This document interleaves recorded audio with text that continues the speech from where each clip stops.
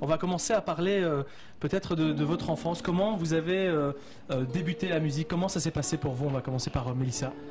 Alors moi j'ai commencé à 6 ans, j'ai pris des cours de piano sur un petit synthé qui faisait 1 octave et demi. Et j'ai pris des cours de chant à l'âge de 13 ans. En fait, moi j'étais actrice au départ, je voulais être actrice depuis toute petite.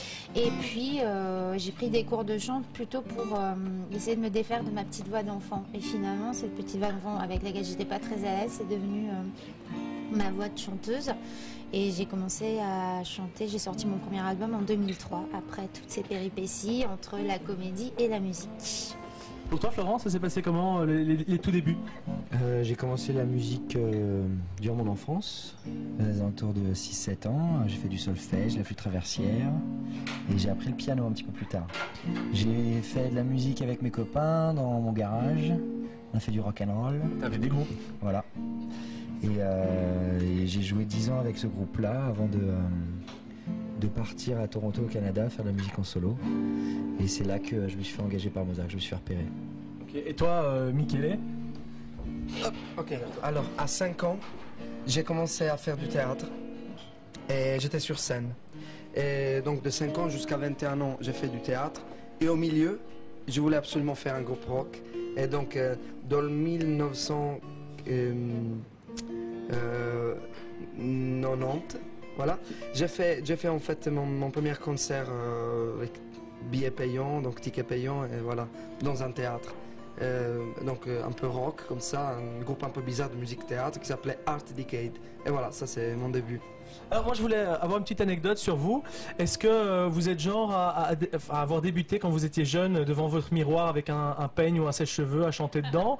Ou est-ce que vous avez plutôt débuté vraiment avec un instrument? Une petite anecdote quand vous étiez petit? Ben les deux, on va dire les deux. Moi c'est les deux quoi. Absolument, oui. Tu faisais comment devant ton miroir? Ah, moi je faisais un concert rock devant mon miroir. Ouais, je mettais des disques et je criais, je chantais. Comme ça, je faisais des gestes. En plus, c'est les mêmes gestes aujourd'hui. C'est ça qui est fou, quoi. Oui, et toi, on a une petite anecdote, c'est que quand même, on répète avec des rouleaux de sopalin parfois. Ah ouais, des rouleaux de sopalin? Oui, c'est vrai. Mais oui.